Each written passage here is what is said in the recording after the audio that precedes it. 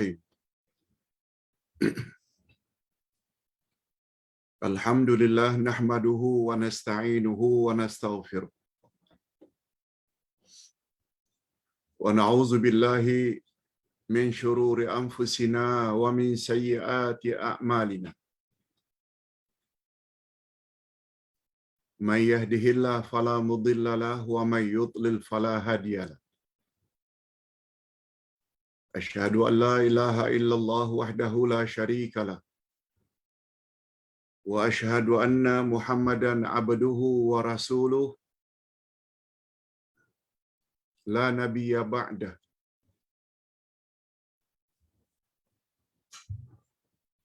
Allahumma salli wa sallim ala nabiyyina Muhammad wa ala alihi wa sahbihi ajma'in, amma ba'd.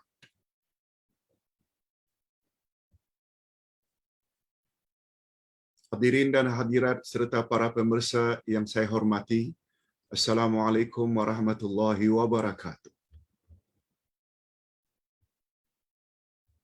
Alhamdulillah, kita bersyukur kehadirat Allah Azza wa Jalla. Berkat taufiknya kita dapat meneruskan lagi majlis ilmu kita pada pagi ini dengan tafsir Al-Quran. Berdasarkan kitab Tafsir Al-Furqan, juz yang kedua,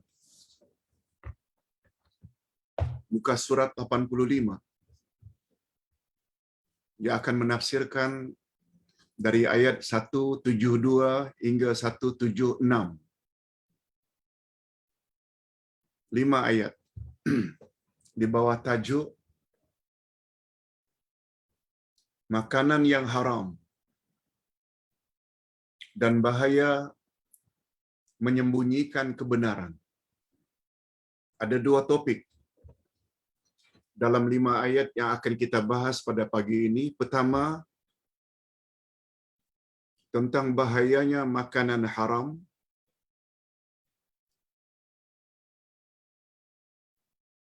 Atau apakah makanan-makanan yang diharamkan oleh Allah. Dan yang kedua, Allah ingin menyatakan betapa bahayanya orang yang menyembunyikan kebenaran. Al-Haq. Okey, kita mula karena ayat ini agak panjang pembahasannya. Ditambah pula setelah selesai tafsiran, kita akan jawab beberapa soalan sebelum berdoa. Kita mulai.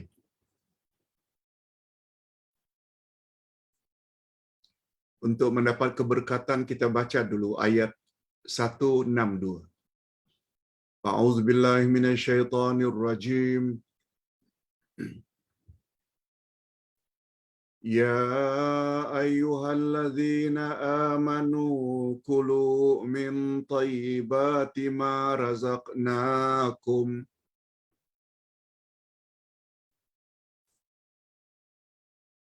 washkuru lillah in kuntum iyyahu ta'budun.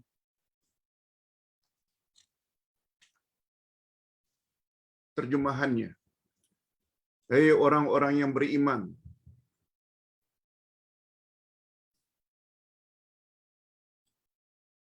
makanlah antara rezeki yang baik-baik yang kami berikan kepadamu. Hai orang-orang yang beriman, makanlah di antara rezeki yang baik-baik yang kami anugerahkan kepadamu, dan bersyukurlah kepada Allah jika benar-benar kamu menyembah. Jika benar-benar kepada Allah saja kamu beribadat. Cukup ayat itu sebagai mukaddimah. Kita langsung kepada tafsiran ayat. Sebab ayat dan terjemahannya akan kita ulang balik nanti. Okey. Mukaddimah sangat perlu sebagai persepsi untuk memudahkan kita menyambung pelajaran baru dengan pelajaran lama. Setelah Allah Subhanahu wa taala menjelaskan keadaan orang-orang yang mengambil tandingan selain Allah pada pelajaran yang lalu, Allah menjelaskan tentang orang-orang yang berbuat syirik. Mengambil tandingan maknanya berbuat syirik.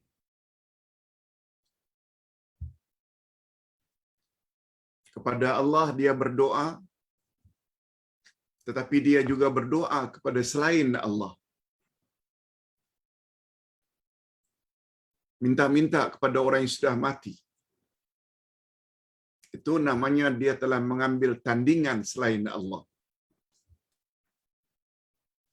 Kemudian disusuli pula dengan arahan agar semua manusia memakan sebahagian yang terdapat di muka bumi dengan syarat, ini ayat yang kita bacakan tadi. Setelah melarang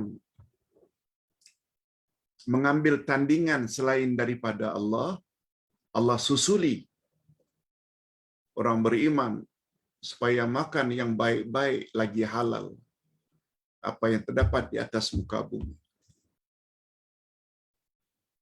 Kemudian disusuli pula dengan penjelasan betapa buruknya keadaan orang-orang kafir yang bertaklid buta kepada pemimpin mereka. Taklid. Kita jelaskan makna taklid, yaitu mengikuti tanpa mengetahui sama ada dalil, tak ada dalil. Tidak mau tahu kalaupun dibawa dalil, dalil itu sahih ke atau palsu, dhaif, tak ambil tahu. Allah Subhanahu wa taala sangat larang sikap tersebut. Bahwa sifat itu adalah sikap orang kafir.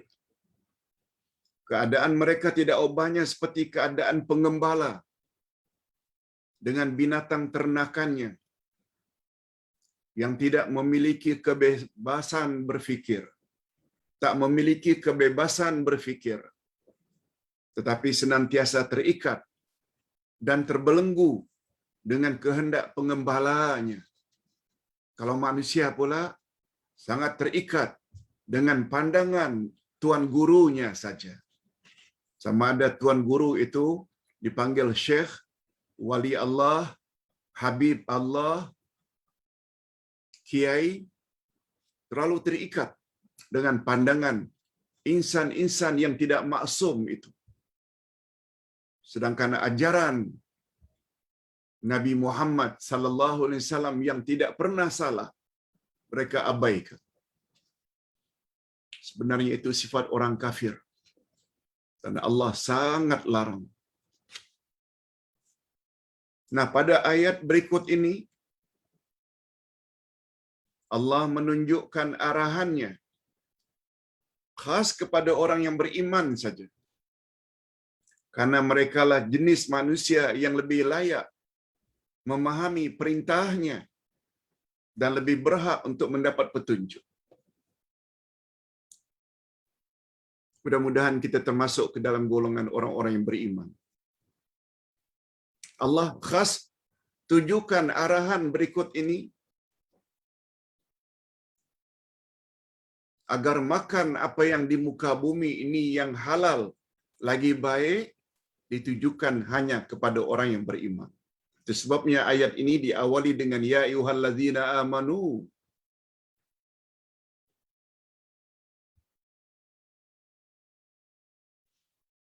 Sebab hanya orang yang beriman saja yang mau dengar cakap Allah. Orang yang taat. Kita berdoa mudah-mudahan kita termasuk dalam golongan ini. Ustaz pernah sebut panggilan kepada manusia yang paling banyak Allah sebut dalam Quran adalah ya ayyuhallazina amanu.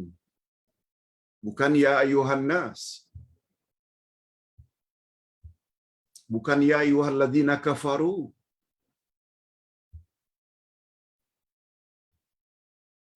Tetapi ya ayyuhalladzina amanu disebut oleh Allah dalam Al-Quran sebanyak 89 kali. Menandakan sayangnya Allah kepada kita orang-orang beriman. Apa sebab? Allah sayang pada orang beriman. Sebab hanya orang yang beriman saja yang dengar cakap. Dalam bahasa kita, yang dengar cakap.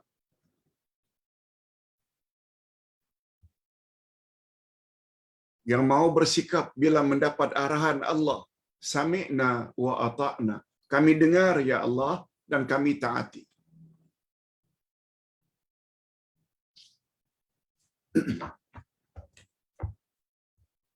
Kita mula baca sekali lagi ayat 162.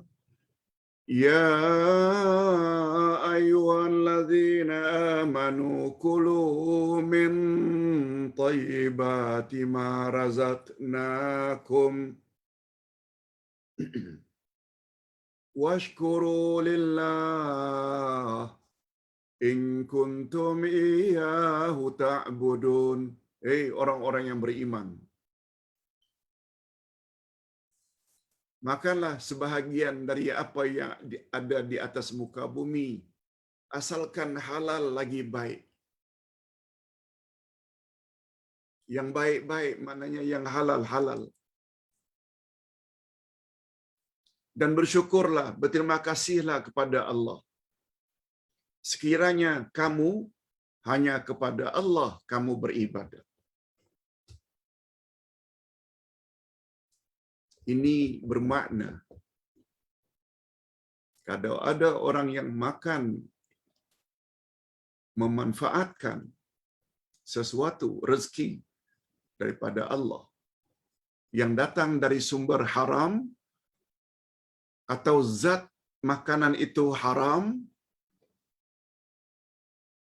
bermakna rosak akidahnya. Bermakna dia tidak beribadat hanya kepada Allah.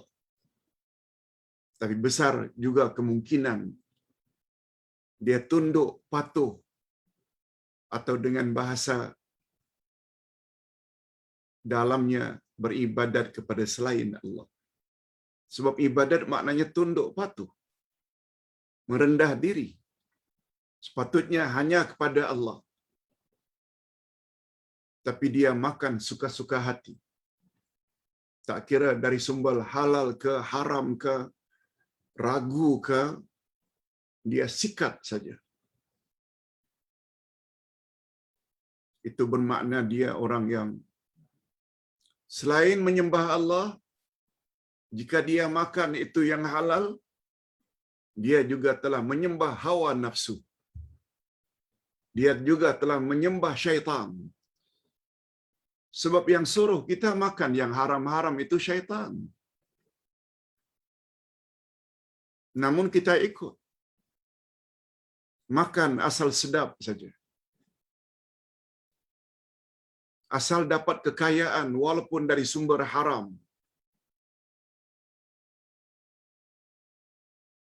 Itu bermakna kita tidak beribadat hanya kepada Allah.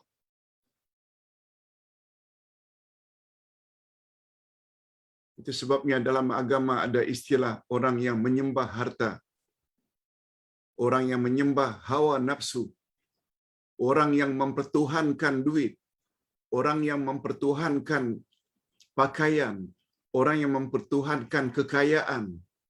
Semua dikatakan mempertuhankan.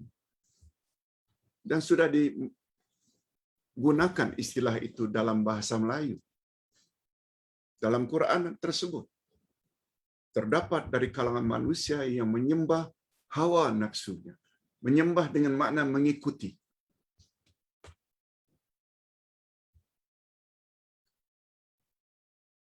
Semalam kita telah jawab satu soalan 2 hari yang lalu. Apakah isteri dan anak-anak berdosa, Pak Ustaz, jika mereka makan hasil pendapatan suaminya dari sumber-sumber yang haram? Kita sebut istri dan anak-anak tidak menanggung dosa.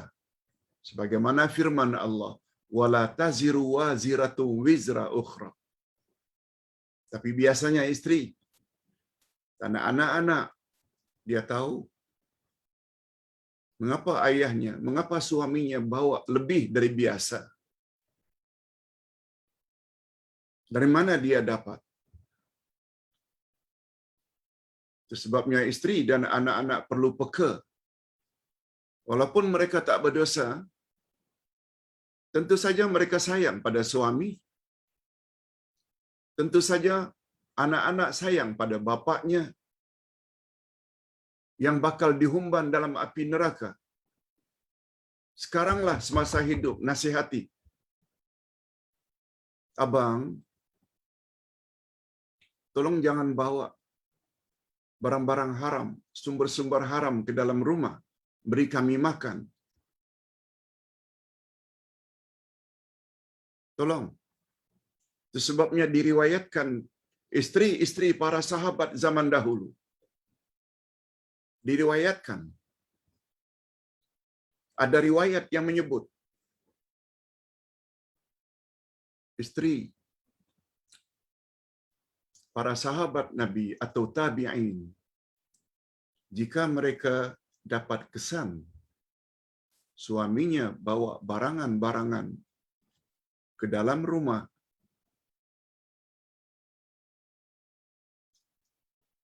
tidak sebagaimana biasanya, mereka akan berkata, abang, wahai suamiku,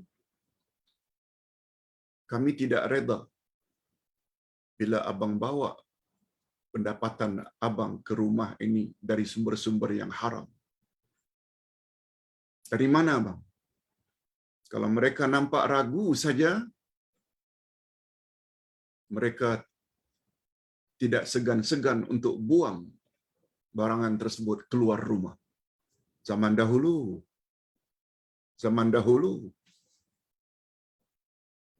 Tapi para istri dan anak hari ini terkadang-kadang, Ustaz tidak tuduh. Mengapa abang bawa barangan tidak sebanyak dulu? Mengapa sikit sangat? Akhirnya suami yang tak tahan, akhirnya rasuah, mencuri dan lain-lain. Na'udzubillah min dzalik. Bukan nasihat, tetapi mengapa abang tidak banyak bawa barangan lebih banyak dari biasa? Tidak ada kepekaan, tidak ada sensitivity tentang income yang dibawa oleh suami atau yang dibawa oleh si ayah. Salah. Apa kata Allah? Maksud ayat, Allah Subhanahu wa taala menyuruh orang-orang yang beriman agar memakan rezeki yang baik-baik yang telah dianugerahkannya kepada mereka. Dan selanjutnya menyuruh mereka supaya bersyukur kepada Allah. Jika arahan tersebut dilaksanakan, barulah terbukti bahwa mereka benar-benar termasuk ke dalam golongan yang menyembah Allah dan tidak mempersekutukannya. Yes. Macam yang kita jelaskan tadi.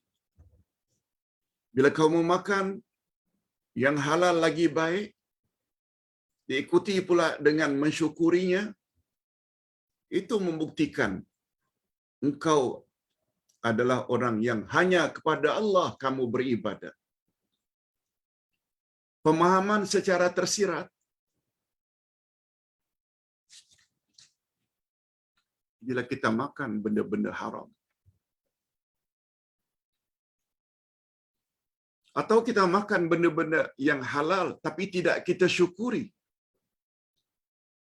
kita sudah termasuk ke dalam kategori tidak beriman hanya kepada Allah, tapi juga beriman kepada hawa nafsu, beriman kepada syaitan yang menggalakkan kita supaya jangan bersyukur atau menggalakkan kita supaya makan benda-benda yang haram. Ingat ya, benda-benda yang haram ini dia ada dua jenis. Ada namanya haram zati, zatnya yang haram, seperti makan khinzir, makan bangkai, makan darah, itu zatnya haram. Tetapi kadang-kadang yang kita makan ni zatnya halal. Ayam, daging kambing, bayam, kangkung, sawi, apple, dan lain-lain. Zatnya halal. Tapi kita beli dari duit haram. Sama ada duit riba atau duit rasuah, duit hasil tipuan, resultnya sama. Itu juga termasuk ke dalam makan yang haram. Ingat, dalam ilmu fiqh, sesuatu yang haram dimakan itu ada dua jenis. Haram zati dan satu lagi namanya haram hukmi. Hukumnya haram. Walaupun yang kita makan itu roti, ayam yang disembelih, sayur mayur, buah-buahan, zatnya halal, tapi kita perolehi dari income yang haram. Ingat sabda Nabi, kullu lahmin nabata minal haram fannaru awla bihi. Setiap daging hasil dari pemakanan yang haram, setiap daging yang tumbuh hasil pemakanan yang haram, maka nerakalah tempatnya yang lebih utama. Sabda Nabi, hadis Nabi sallallahu alaihi wasallam. Ayat di atas menegur sikap musyrikin Arab dan Nasrani sebelum kedatangan Islam. Dalam kalangan musyrikin ada yang mengharamkan terhadap diri mereka beberapa makanan tertentu seperti bahira, wasilah, saibah dan lain-lain. Sedangkan orang-orang Nasrani pula mereka mengharamkan sesuatu yang dihalalkan oleh Allah. Sebab orang Nasrani zaman dahulu mereka beranggapan cara mendekatkan diri kepada Allah ialah dengan memperbetulkan rohani saja. Jangan makan ini, jangan makan itu. Islam datang menghapuskan budaya tersebut. Apa yang Allah halalkan, makanlah. Kamu bukan malaikat. Kamu manusia. Tapi sampai-sampai yang halal pun mereka haramkan. Tak. Allah Subhanahu wa taala telah menjadikan umat Islam sebagai ummatan wasata. Umat pertengahan dengan makna umat pilihan dan umat yang adil. Umat yang adil maknanya meletakkan sesuatu pada tempatnya. Yang Allah halalkan, makanlah. Yang Allah haramkan, jauhilah. Itu makna ummatan wasata. Indah. Sungguh cantik agama Islam. Kita teruskan. Sebab penjelasan ini tak perlu Ustaz baca. Memang itu kandungannya. Kemudian apa kata Allah? Innama harrama alaikumul maitata waddama walahmal khinzir wama uhilla bihi lighairillah. Sesungguhnya Allah hanya mengharamkan bagimu bangkai,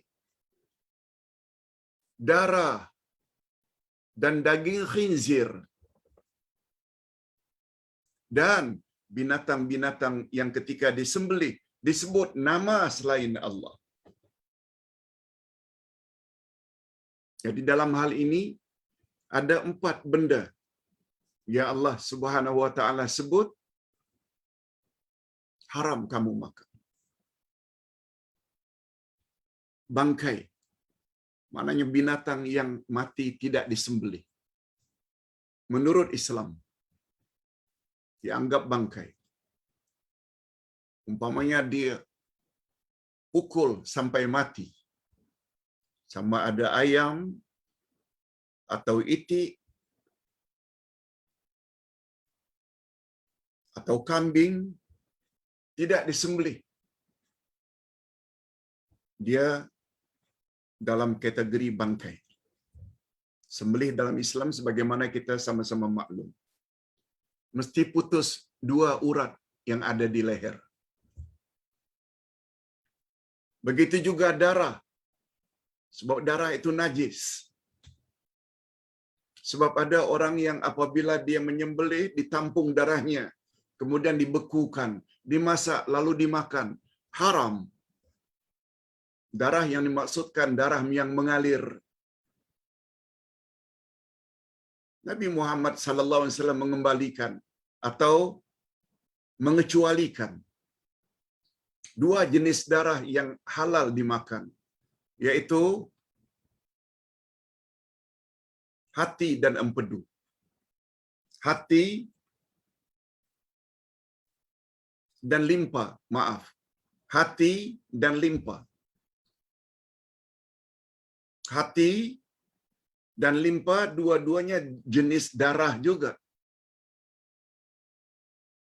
Itu dibenarkan, dihalalkan. Dan dia tidak termasuk darah. Selanjutnya yang ketiga, daging khinzir, babi.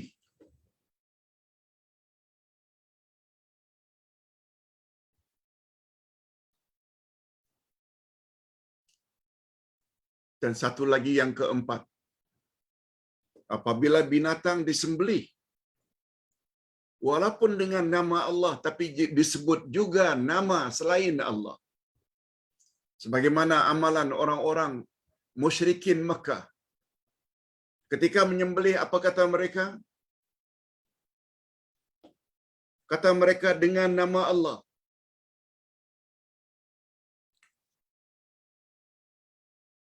Allahu Akbar.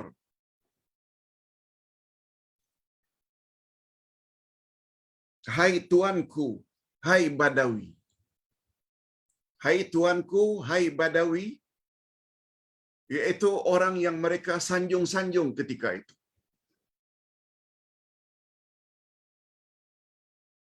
Sampai ditulis dalam ilmu tafsir, mereka baca Bismillah.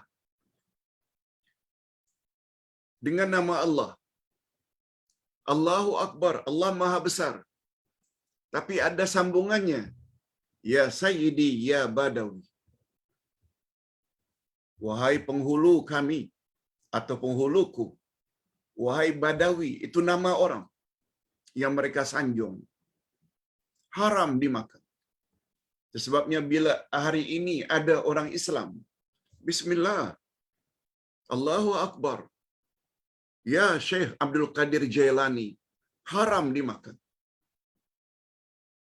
Sebab ada tambahan, Ya Abdul Qadir Jailani, Hai Sanusi, Hai Rifai, sebut nama-nama wali, haram dimakan. Bapak-bapak dan ibu-ibu serta para pemirsa baru tahu, yes, ini gunanya kita belajar.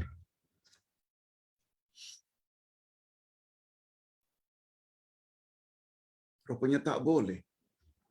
Walaupun kita sebut nama Allah ketika menyembelih ayam, kambing. Tapi bila kita tambah, selain Bismillah Allahu Akbar, juga nama seseorang, jadi haram kambing itu dimakan. Bukan Ustaz cakap. Al-Quran cakap. Wama uhilla li ghairillah. Apabila mereka menyembelihnya, selain menyebut nama Allah, juga menyebut nama selain Allah. Cuma Allah Subhanahu wa taala buat pengecualian. Faman itturra ghaira baghi wala 'adin fala isma 'alaihi innallaha ghafurur rahim. Tetapi barang siapa dalam keadaan terpaksa memakannya, memakan yang haram tadi, bangkai ke, darah ke, daging khinzir ke, atau binatang yang disembelih selain menyebut nama Allah juga menyebut selain nama Allah, andai kata kamu dalam keadaan terpaksa dengan makna darurat, yang menurut adatnya kamu boleh mati bila tak makan, Allah kata makanlah, tapi dengan syarat. Tetapi barang siapa dalam keadaan terpaksa memakannya sedangkan dia tidak menginginkannya dan tidak pula melampaui batas, maka tidak ada dosa baginya. Sesungguhnya Allah Maha Pengampun lagi Maha Penyayang. Jadi kebolehan itu bila keadaan darurat, emergency, syaratnya dua. Pertama, tidak ingin makan sebenarnya, maklum bangkai, maklum daging khinzir, tak mau, kita boleh makan dan tak dosa. Dan syarat yang kedua, jangan berlebih-lebihan. Cukup sekedar menahan kelaparan yang bersangatan. Sebagai contoh, berjalan di hutan belantara,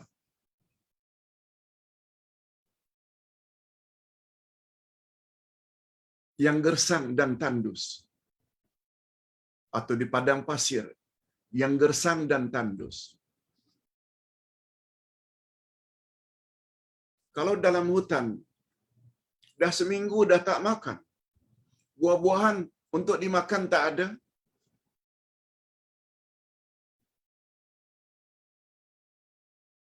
memanglah ada kayu, memanglah ada pasir, memanglah ada tanah, takkan nak makan pasir, nak makan tanah, nak kokang kayu.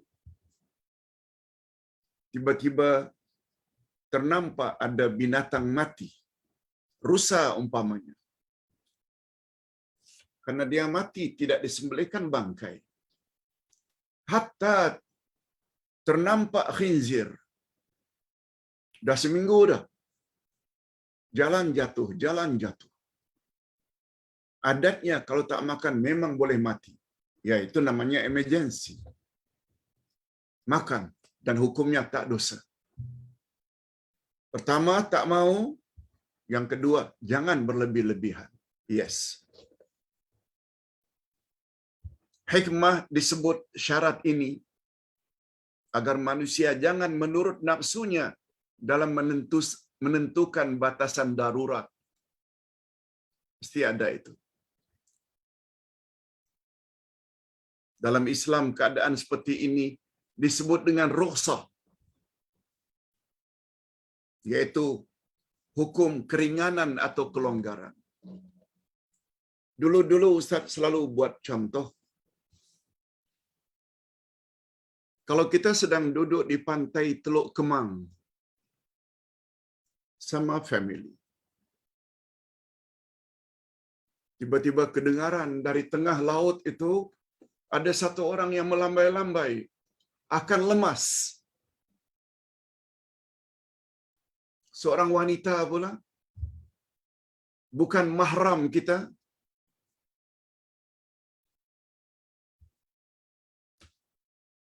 Kalau tidak ditolong, orang lain tak ada. Atau orang lain tak mau tolong. Kita ingin tolong, tapi terfikir, dia bukan mahram. Macam mana nanti saya akan bawa dia ke tepi? Kalau dia perlu, saya peluk. Jawabnya, pergi saja. Sebab wanita itu sedang darurat. Darurat maknanya boleh melayang nyawanya kalau tak ditolong. Sudah dapat kita bawa dia ke tepi sampai ke pantai. Terjungap-jungap, perlu kepada pernafasan. Lalu kita beri dia pernafasan dari mulut ke mulut, karena tidak dapatkan oksigen jauh. Tapi apabila dia sudah sedar, nah lepaskanlah pula. Jangan terus pula. Itu maknanya. Itu maknanya darurat. Nyawa seseorang boleh melayang apabila tidak dibantu tadi. Memeluknya hukumnya haram karena dia bukan mahram. Apalagi buat pernafasan dari mulut ke mulut, haram. Tapi semuanya itu adalah dibolehkan dengan dua syarat. Pertama, kita sebenarnya tak mahu. Yang kedua, jangan berlebih-lebihan. Sekedar nak buat contoh. Sekedar nak buat contoh. Nah, sekarang kita berpindah ke topik yang kedua. Yaitu, larangan Allah menyembunyikan kebenaran. Hadirin dan hadirat, topik ini sangat mustahak. Terutama pada hari ini. Sungguh banyak hari ini orang-orang yang ada ilmu mengkritik sesetengah pendakwah, hatta pendakwah terkenal karena membawa hadis palsu, karena membawa unsur-unsur syirik, khurafat, bid'ah. Sebab hari ini tidak macam dulu. Banyak pakar tafsir, banyak pakar hadis, banyak pakar akidah. Lalu mereka melalui media massa buat teguran terbuka. Mengapa teguran terbuka, Pak Ustaz? Karena ustaz-ustaz tersebut telah mengajar secara terbuka dalam Islam. Bila seseorang menyebarkan kebatilan, kesesatan secara terbuka, dia hendaklah ditegur juga secara terbuka. Supaya orang awam dapat faham bahawa itu ada unsur syirik. Itu ada unsur bid'ah. Itu ada unsur khurafat. Orang-orang yang tahu akan kebenaran bahawa itu adalah sesat, tidak boleh diam.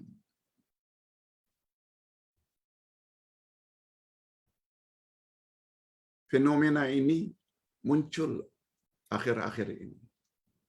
Semua kita tahu. Jangan salahkan yang menegur. Malah jika mereka tahu dan tidak tegur, justru mereka akan dikutuk dan dilaknat oleh Allah Azza wa Jalla. Ini yang Ustaz maksudkan, topik ini sangat mustahak untuk kita fahami hari ini. Sebab orang-orang yang ditegur hari ini mula mempertahankan diri. Siapa dia? Hanya baru seumur jagung. Berdakwah baru 5 tahun, 7 tahun. Saya ini dah setengah abad, 50 tahun. Saya ini dah tua. Anak muda nak tegur saya. Ustaz harap para jemaah dapat faham hakikat ini. Ingat selalu surat Wal-Asri. Syarat agar bebas dari kerugian ada 4.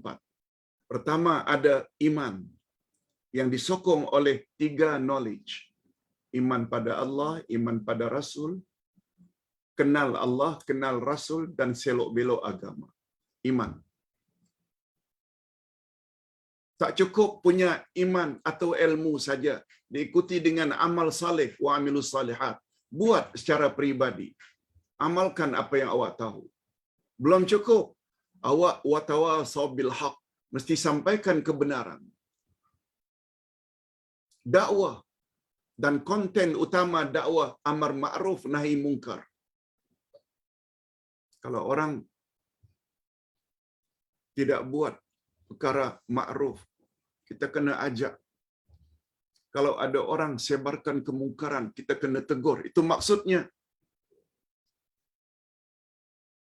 Dan jika kita yang tegur pula dipulaukan, dituduh yang bukan-bukan, sabar. Surat Wal Asri sangat tinggi nilainya. Sebagaimana komen Imam Asy-Syafi'i, andai kata Allah tidak turunkan Quran 30 juz, kecuali 3 ayat saja dalam surat Wal Asri, niscaya sudah memadai bagi manusia untuk mengetahui kebenaran yang hakiki. Kebenaran yang hakiki. Okey, kita teruskan.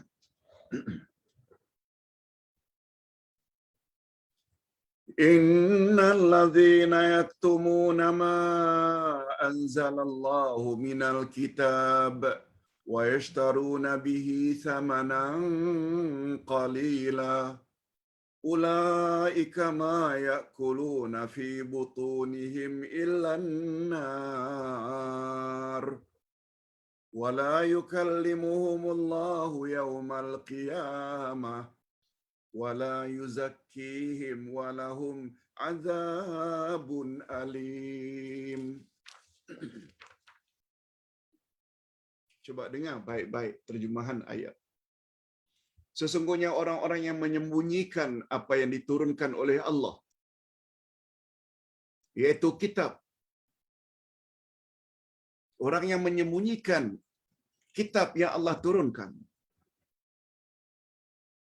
Lalu mereka menjualnya dengan harga yang murah atau yang sedikit. Mereka itu sebenarnya tidak memakan atau tidak menelan ke dalam perutnya, melainkan api. Dan Allah tidak akan berbicara kepada mereka pada hari kiamat dan tidak akan mensucikan mereka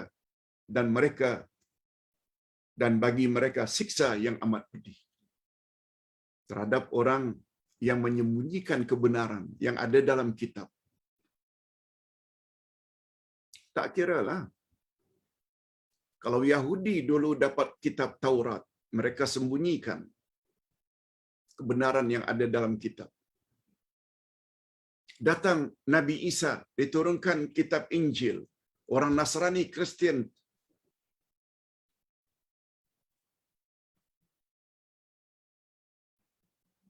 sembunyikan kebenaran yang ada di dalam Injil.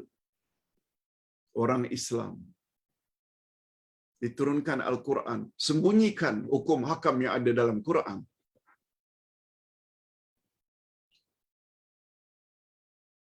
Untuk mendapat hasil daripada sikap menyembunyikan kebenaran itu supaya banyak orang yang follow dia. Bila orang yang banyak follow dia, banyak income yang dia dapat. Yang dia makan itu sama dengan dia menelan api. Dan dia akan disiksa di akhirat nanti. Itu maksud sepintas lalu dari ayat.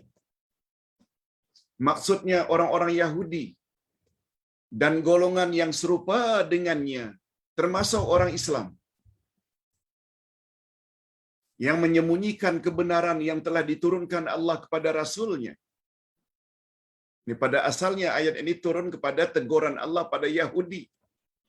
Mereka sanggup menyelewengkan kebenaran dan meletakkannya tidak pada tempatnya, semata-mata berdasarkan logika atau ijtihad mereka. Kesemua itu mereka lakukan karena tertipu dengan habuan duniawi yang sedikit, seperti rasuah atau mempertahankan kedudukan mereka. Di sini dikatakan harga yang sedikit.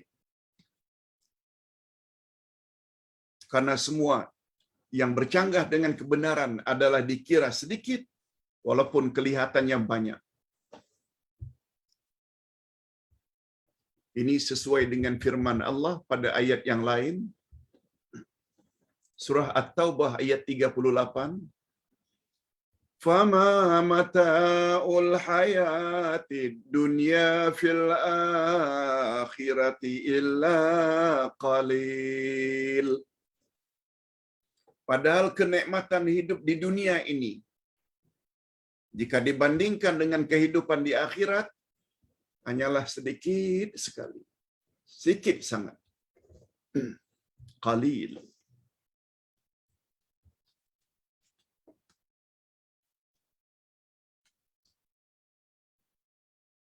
Hadirin dan hadirat.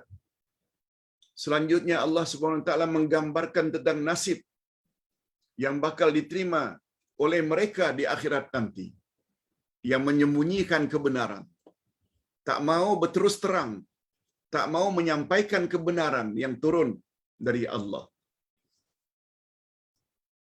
Mereka akan dapat 4 azab. Pertama, perut mereka akan dipenuhi dengan api. Maknanya makan api. Yang kedua, Allah tidak akan bercakap dengan mereka, menggambarkan betapa murkanya dan marahnya Allah.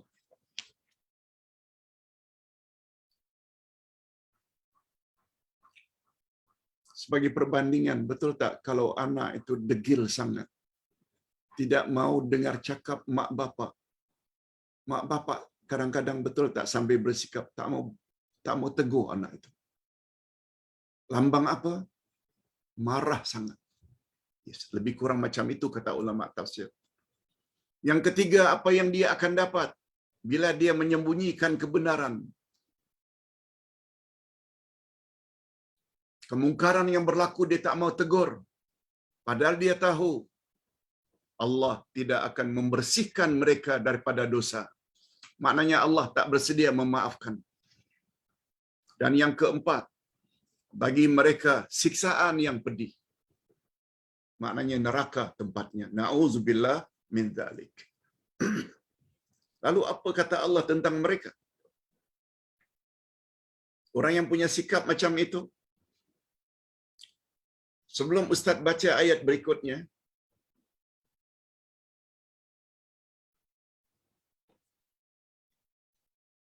Ustaz ingatkan balik kaedah dalam ilmu tafsir.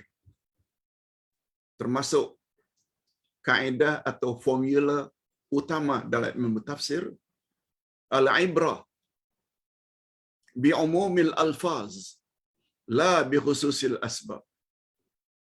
Segala pengajaran dalam Al-Quran adalah seumum lafaznya.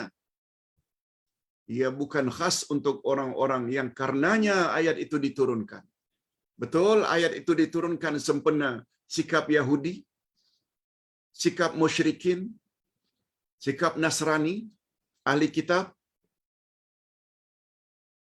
Tapi pengajaran dalam Quran, seumum lafaz itu, ia bukan khas untuk orang yang karenanya ayat itu diturunkan.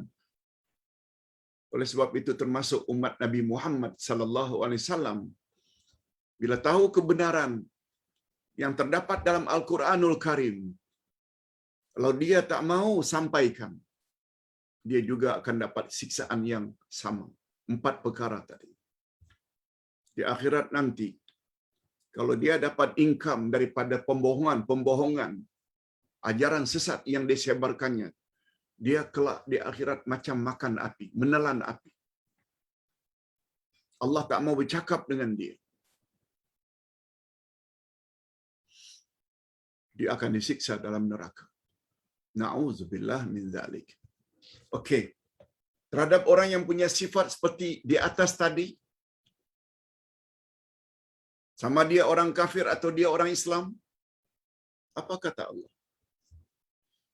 Ulaika alladzina ishtarau dhalalata bil huda wal azaba bil maghfirah fama asbarahum 'alan nar.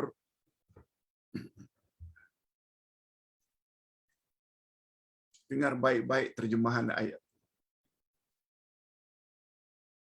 Sebab setengah orang tak faham kalau sekedar terjemahan harfiah. Mereka itulah orang-orang yang membeli kesesatan dengan petunjuk. Apa maksudnya Pak Ustaz? Dia beli kesesatan dengan petunjuk. dan dia membeli siksaan dengan ampunan. Ampunan tu duit. Dia bagi, yang dia ambil pula siksaan. Duit pembeli itu hidayah, petunjuk. Dia tidak beli itu kesesatan, dalalah. Itu terjemah harfiah. Apa dia terjemah ma'nawiyah? Nanti sebentar. Apa kata Allah terhadap orang macam itu? Maka alangkah beraninya mereka menentang api neraka. Oh, apa dia tafsirannya Pak Ustaz? Ini dia. Ininya. Ini gunanya kita belajar tafsir. Maksudnya mereka yang akan menerima siksaan sebagaimana yang disebut di atas tadi. 4 macam siksaan. Allah tak mau cakap, menelan api, masuk dalam neraka. Allah tak beri ampunan. Mereka adalah golongan yang meninggalkan hidayah dengan jelas. Quran diturunkan untuk dijadikan pedoman, hidayah, hudan lil muttaqin. Sengaja ayat itu disebut pada awal Al-Baqarah. Zalikal kitabu la raiba fi hudan lil muttaqin. Ini adalah Quran, tidak ada sedikit pun keraguan. Dia adalah pedoman, hidayah bagi orang-orang yang bertakwa. Dia tinggalkan Quran. Yakni segala ajaran yang dibawa oleh Rasulullah sallallahu alaihi wasallam dia tinggalkan. Lalu dia mengikuti kesesatan. Kata-kata alim ulama, kata-kata wali-wali, kata-kata tuan kiai, habib ini, habib itu, yang tak ada sumbernya dari Nabi sallallahu alaihi wasallam, itu yang dia ikut. Lalu dia ikut kesesatan. Yakni mengikuti pandangan manusia dalam urusan agama tanpa hujah yang kokoh. Kalau ada hujah pun hadisnya palsu. Siapa yang bersalawat 80 kali pada hari ini, Allah akan ampun dosanya selama 80 tahun. Senangnya cakap. Padahal hadis itu hadis palsu. Bila orang yang pakar hadis menegur, oh melenting, siapa kamu? Ini yang tegur ni bukan pakar hadis tempatan. Pakar hadis duniawi, dunia, pakar hadis dunia.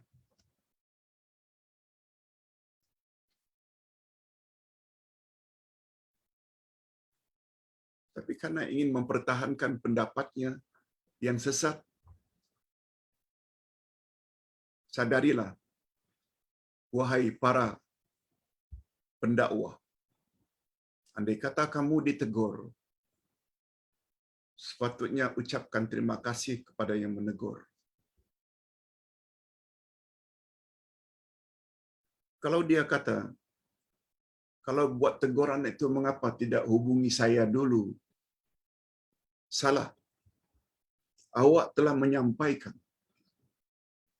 Sekian ratus ribu orang dah dengar ceramah awak melalui YouTube.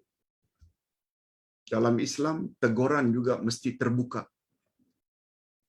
Mesti secara terang-terangan. Jangan merasa malu. Kalau perlu ada teguran dan betul teguran itu, awak mesti nyatakan kekeliruan awak dan minta maaf. Selesai masalah. Jangan pertahankan kebatilan.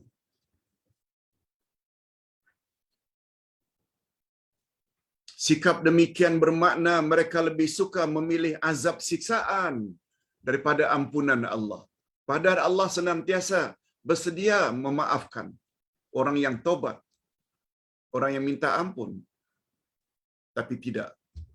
Dia lebih suka menerima siksaan Allah daripada ampunan Allah. Sebab jika mereka mengikuti ajaran Rasul sallallahu alaihi wasallam, maka mereka bukan saja akan terhindar dari azab, tetapi juga akan mendapat ampunan daripada Allah. Allahu akbar. Mereka sebenarnya telah melakukan jenayah terhadap diri mereka sendiri, karena telah membenarkan diri mereka terpedaya dengan kesenangan yang bersifat sementara dan memandang remeh kehidupan yang kekal abadi. Itu sebabnya terhadap perasuah-perasuah yang punya duit berjuta-juta, berbilion-bilion ringgit,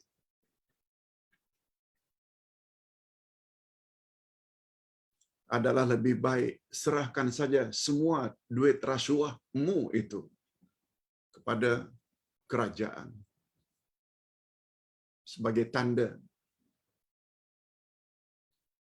taubatmu kepada Allah. Dan tentu saja bukan semua. Jerih payahmu selama ini juga ada. Janganlah keluarkan pula. Yang kamu dapati income dari hasil yang sebenarnya bukan milikmu, milik rakyat, serahkan.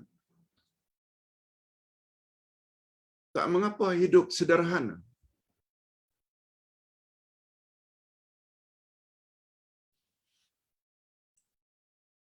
Kamu mesti akan mendapat sanjungan dari masyarakat. Ini selain daripada ampunan daripada Allah, insya-Allah syurga menunggu di sana,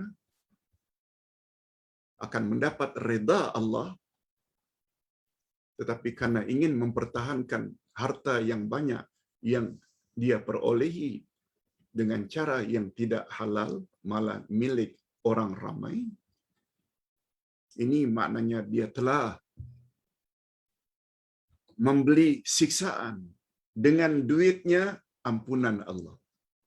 Sepatutnya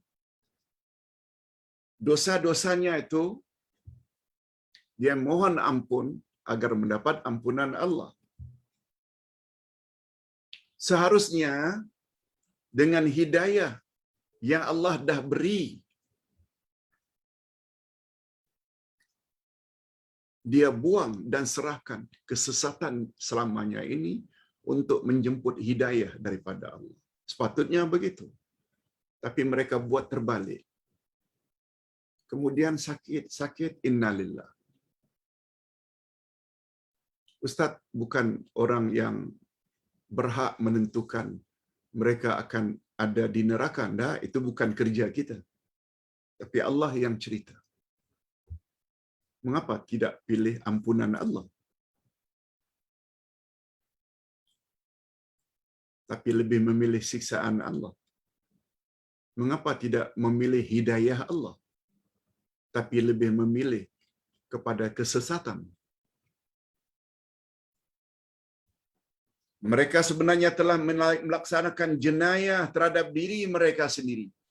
Sebab bila berkeras dalam keadaan bersalah, itu bermakna awak telah booking siksaan di akhirat. Karena telah membenarkan diri mereka terbedaya dengan kesenangan yang bersifat sementara. Dan memandang remeh kehidupan yang kekal abadi. Dengan bahasa lain, awak orang yang tidak bijak. Sebab Nabi pernah bertanya, Ayul mu'minina aqyas. Tahukah kamu sekalian siapakah orang yang beriman yang bijak, panjang akal? Sahabat tak dapat jawab.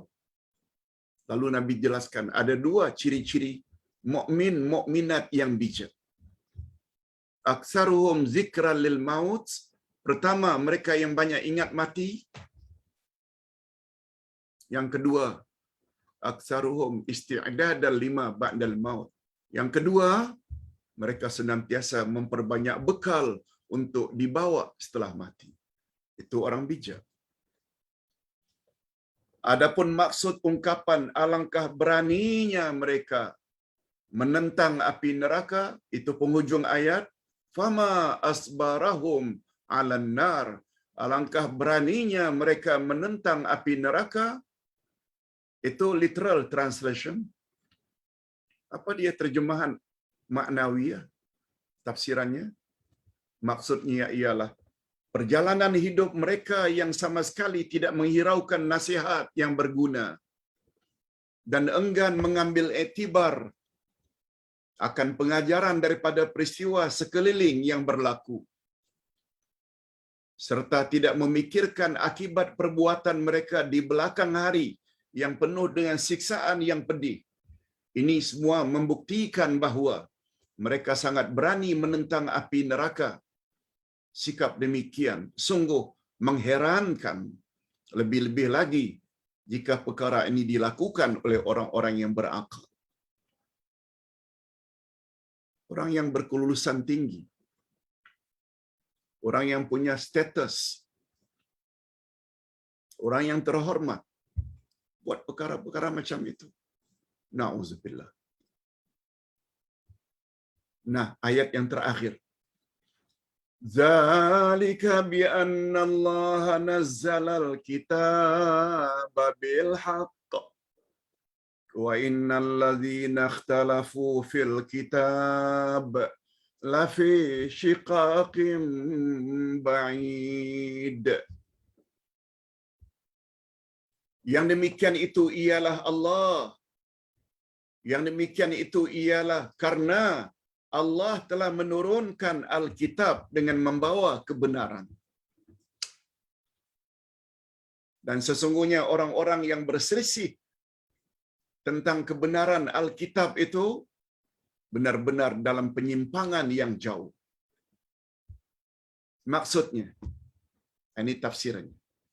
Mereka mendapat azab yang pedih itu, na'udzubillah, karena Allah telah menurunkan Alkitab dan kitab-kitab sebelumnya yang membawa kebenaran. Semua kitab dari langit adalah kitab kebenaran. Khasnya bagi kita umat akhir zaman, Al-Quran malah dijamin tak boleh dipalsukan hingga kiamat.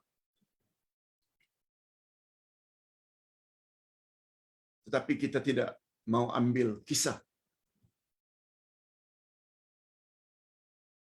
terhadap Al-Quran. Yang kita utamakan baca saja. Fahamnya tidak. Apalagi mengamalkannya. Apalagi menyampaikan kepada orang lain. Tapi alhamdulillah, kita walaupun dulu demikian, tapi kita sudah mula menekuni tafsir Al-Quran.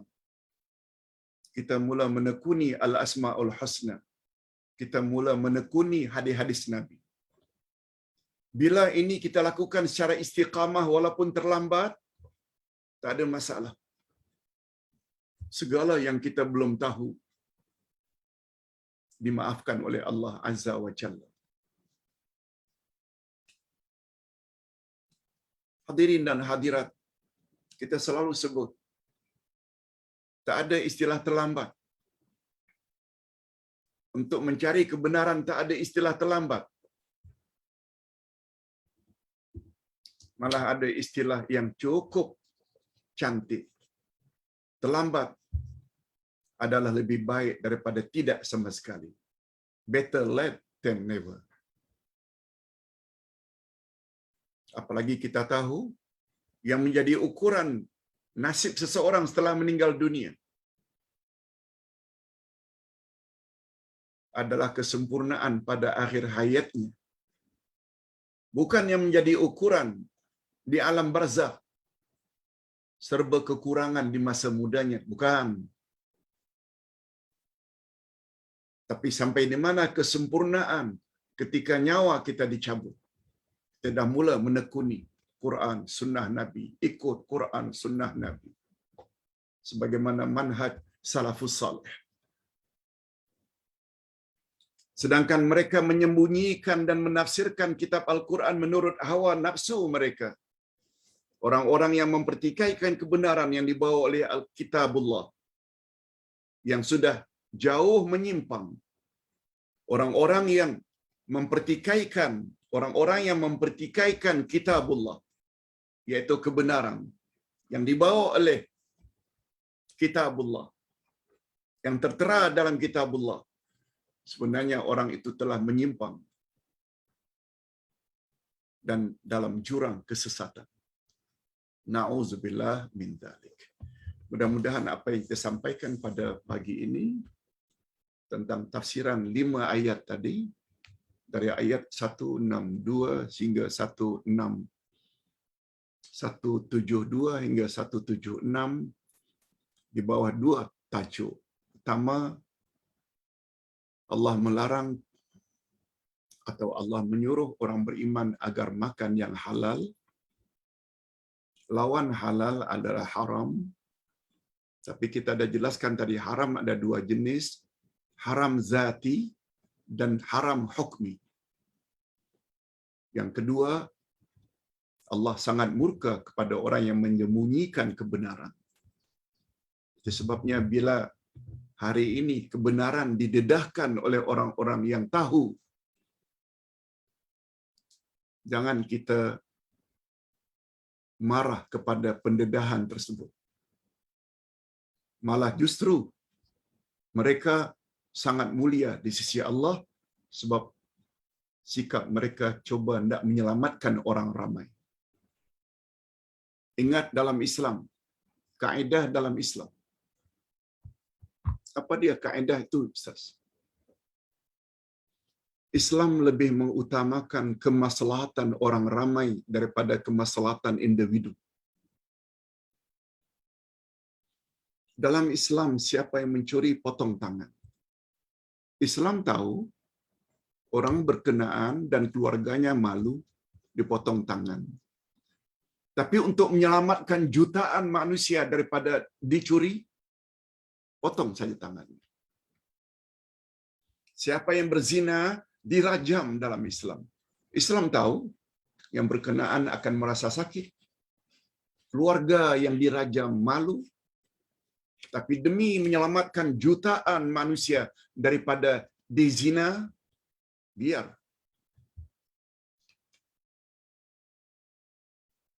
Islam tahu siapa yang membunuh hendaklah dibunuh bila cukup saksi.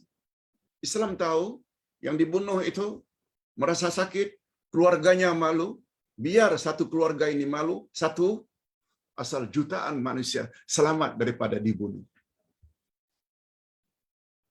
Islam tahu orang yang telah menyebarkan kesesatan malu bila ditegur, biar kata Islam. Dia malu satu orang dan ahli keluarganya. Asal jutaan manusia selamat daripada disesatkannya. Ini kaedah.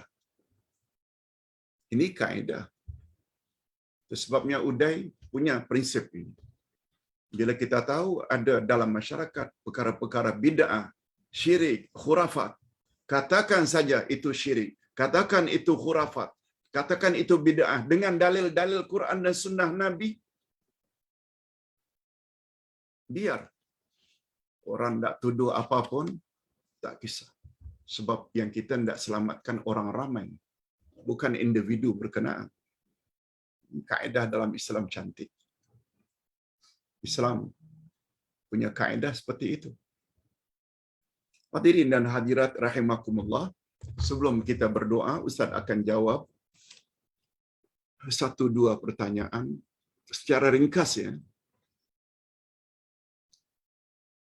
Ustaz baca pertanyaannya. Pak Ustaz,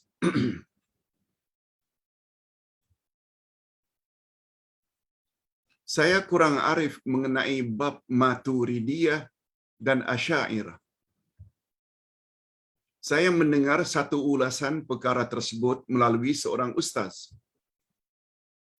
Kedua-dua Asy'ariyah Maturidiyah itu mazhab akidah. Saya terfikir akidah ada mazhab. Kalau dalam fiqh mazhab banyak.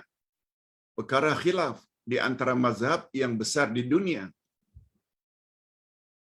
Adakah boleh ada khilaf dalam akidah? Ini soal keimanan. Mohon pembetulan Pak Ustaz.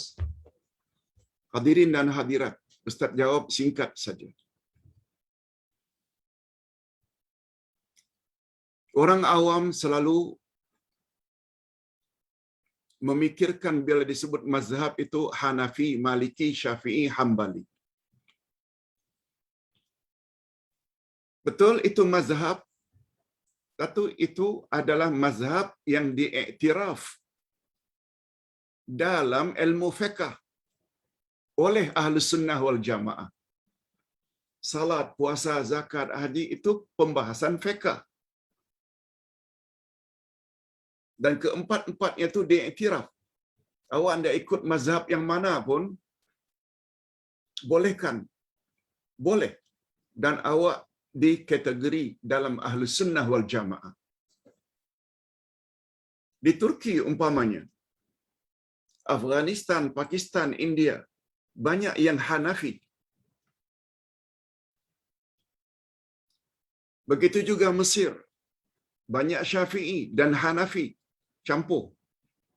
Nusantara, banyak yang Syafi'i. Afrika Barat, Maroko, Maghribi, Tunisia, Aljazair itu Maliki. Arab Saudi, Hambali. Imam Ahmad Ibnu Hanbal, Hambali. Semuanya Ahlus Sunnah.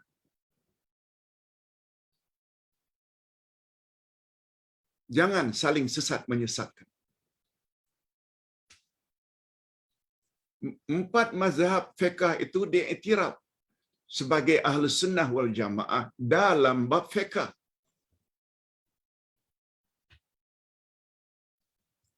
Tapi dalam bab akidah lagi banyak mazhabnya. Jangan dikatakan tidak ada mazhab dalam akidah. Ada.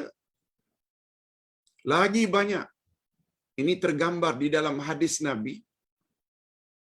وَسَتَفْتَرِقُ أُمَّتِي عَلَى 73 فِرْقَةٍ كُلُّهُمْ فِي النَّارِ atau 72 في النَّارِ وَوَاحِدَةٌ فِي الْجَنَّةِ إِلَّا وَاحِدَةٌ.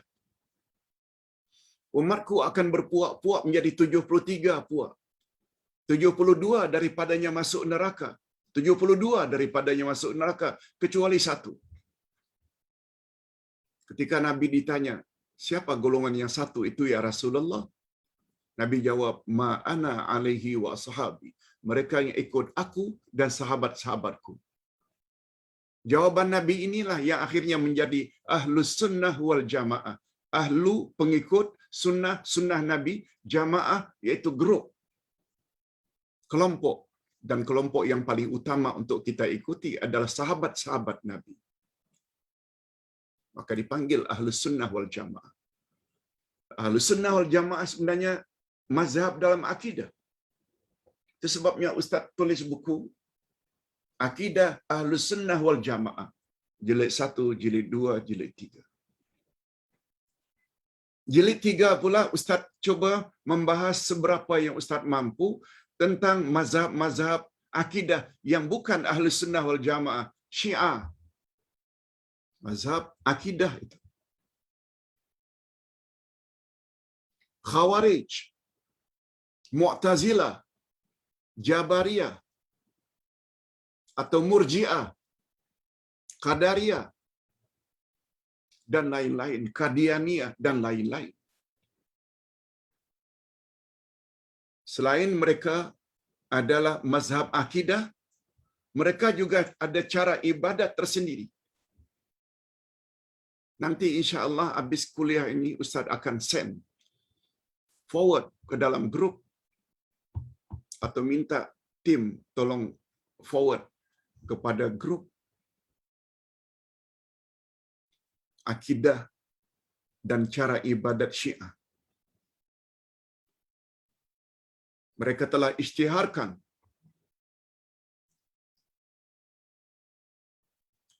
mereka hendaklah naik haji di Karbala. Tawaf, ada Kaabah bikinan atau buatan di sana. Mereka ganti labbaik Allahumma labbaik yang sepatutnya menjadi labbaika ya Husain, labbaika ya Husain. Itu cara ibadat. teruk sungguh. Bukan akidah saja, sebagaimana yang kita telah pelajari, cara ibadat mereka juga. Dengan bertepuk-tepuk, sama betul exactly dengan cara ibadat musyrikin penyembah berhala di zaman jahiliyah. Okey, itu jawapan singkat tentang adanya mazhab-mazhab dalam akidah. Adapun Asy'ariyah Maturidiyah bagi pandangan ustaz, mereka juga adalah Ahlus Sunnah wal Jamaah. Cuma dalam pandangan ustaz, Ahlus Sunnah wal Jamaah terbagi dua. Ada yang namanya salaf,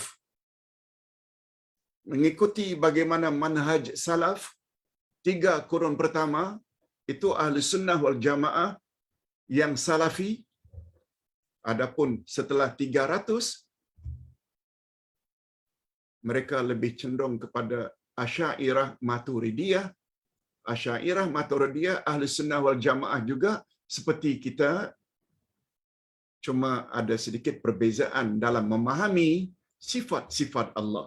Mereka gunakan ta'wil. Yang salaf tidak gunakan ta'wil.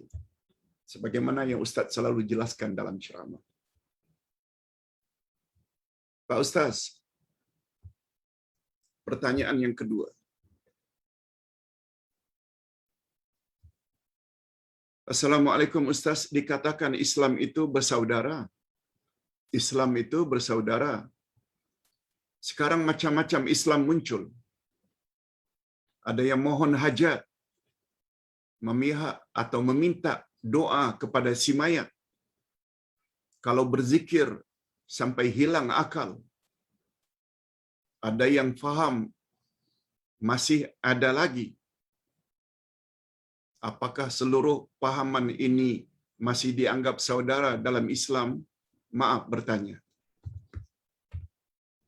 Hadirin dan hadirat, Allah Subhanahu wa taala berfirman di dalam surat Al-Hujurat ayat 10. A'udzubillahi minasyaitonir rajim. Innamal mu'minuna ikhwah. Fa aslihu baina akhawaykum. Wattaqullaha la'allakum turhamun. Sesungguhnya orang beriman itu adalah bersaudara. Sesungguhnya orang yang beriman itu adalah bersaudara. Innamal mu'minuna ikhwah. Fa aslihu baina akhawaykum. Hendaklah kamu perbaiki saudara-saudaramu. Bila saudaramu muslimin, mukminin dengan muslimin lain bertelingkah, damaikan. Fa aslihu, damaikan atau perbaiki mereka yang bertelingkah. Fattaqullah, tapi atas dasar takwa pada Allah. Maknanya ajak mereka supaya takut kepada Allah. Buat suruhan Allah, jauhi larangan Allah.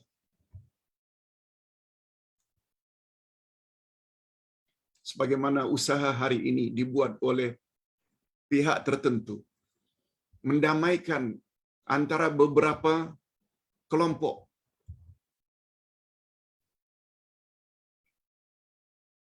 Marilah kita bersatu, marilah kita bersatu. Sebab kita ni bukan bermusuhan. Musuh kita itu orang kafir. Itu maknanya fa'aslihu baina akhawaykum. Ada perintah. Oleh sebab itu bila ada pihak-pihak tertentu ingin mendamaikan beberapa puak yang lebih dikenal hari ini dengan parti. Semuanya orang Melayu. Tapi bertelingkah saja kerjanya. Orang kafir bertepuk tangan, gembira. Ada pihak yang ingin mendamaikan. Mulia pihak yang ingin mendamaikan sesuai dengan kehendak ayat. Sesungguhnya orang beriman itu adalah bersaudara. Oleh sebab itu hendaklah kamu damaikan mereka yang sedang bertelingkah. Tapi dengan syarat bertakwalah kamu kepada Allah. Ajak mereka supaya takut pada Allah. Sebab kesan pertelingkahan itu hanya akan menguntungkan orang-orang kafir. La'allakum turhamun. Mudah-mudahan kamu mendapat rahmat Allah. Nah, dalam konteks lain, walaupun kita setuju bahawa orang beriman adalah bersaudara antara satu sama lain, tak kira apa suku bangsanya. Tetapi kadang-kadang dari kalangan orang Islam sendiri, ada banyak buat khurafat, syirik. Termasuk berdoa kepada orang mati. Dipimpin pula itu oleh orang-orang tertentu yang cukup terkenal dalam masyarakat. Bawa ke kubur wali ini, bawa ke kubur wali ini, bawa ke kubur wali ini. Ustaz hanya nak beritahu, mereka still your brothers. Mereka yang telah menyimpang ini tetap awak punya saudara. Fa aslihu, perbetulkan mereka. Macam Ustaz buat contoh tadi. Ada pihak yang ada otoriti untuk menegur. Mereka beri teguran kepada ustaz-ustaz yang menyebarkan pahaman-pahaman syirik, khurafat, bid'ah. Jangan persalahkan mereka. Mereka dah buat betul itu. Sebab mereka sayang kepada saudara mara yang gara-gara syirik, khurafat, boleh mengakibatkan amal mereka ditolak oleh Allah. Betul tak? Maknanya sikap orang yang menegur itu sebenarnya adalah di pihak yang benar. Tapi orang-orang yang terlalu ta'assub dan fanatik kepada Tuan Guru, kadang-kadang tak boleh terima hakikat ini. Mudah-mudahan jawapan singkat Ustaz ini ada jugalah manfaatnya, sehingga dapat dijadikan sedikit pedoman siapa yang sepatutnya perlu dipersalahkan. Orang yang ingin mengekalkan dalam kesesatan atau orang yang ingin merubah yang sesat menjadi berpihak kepada yang hak sesuai dengan kehendak Quran dan sunnah Nabi. Mudah-mudahan ada manfaatnya. A'udzubillahi minasyaitonirrajim. Bismillahirrahmanirrahim. Alhamdulillah rabbil alamin wassalatu wassalamu ala asyrafil anbiya'i wal mursalin wa ala alihi wa sahbihi ajma'in. Ya Allah, ya Tuhan kami, ampunkanlah dosa kami dan dosa kedua ibu bapa kami, sama ada mereka masih hidup atau mereka telah meninggal dunia. Dan cucurilah rahmat dan kasih sayang-Mu kepada mereka sebagaimana mereka telah mendidik kami sejak dari kecil. Ya Allah, berilah kami pasangan hidup dan zuriat keturunan yang menyedapkan pandangan mata dan hati kami, dan jadikanlah kami pemimpin bagi orang-orang yang bertakwa. Malah lebih daripada itu, ya Allah, kami mohon sangat kepadamu, jangan setakat menjadi orang yang saleh dan salihah, tetapi Engkau angkatlah derajat kami menjadi muslih dan muslihah. Bukan saja memperbaiki diri sendiri, tapi juga memperbaiki orang lain, saudara-saudara kami, supaya mereka selamat di dunia dan selamat di akhirat. Allahumma khtim lana bi husnil khatimah wa la takhtim alaina bi su'il khatimah. Ya Allah, akhirilah hidup kami dalam keadaan yang baik. Jangan Engkau akhiri dalam keadaan yang tidak baik. Engkau Maha berkuasa, birahmatika ya arhamar rahimin. Ya Allah, sungguh banyak pengajaran yang dapat kami ambil dari dua topik yang kami bahas pada pagi ini. Oleh sebab itu, berilah kami kekuatan, ya Allah, untuk senantiasa menjadikan kitab-Mu dan Rasul-Mu sebagai pedoman kami, supaya kami terhindar daripada kesesatan. Wassallallahu ala nabiyyina Muhammad wa ala alihi wa sahbihi ajma'in. Walhamdulillahirabbil alamin.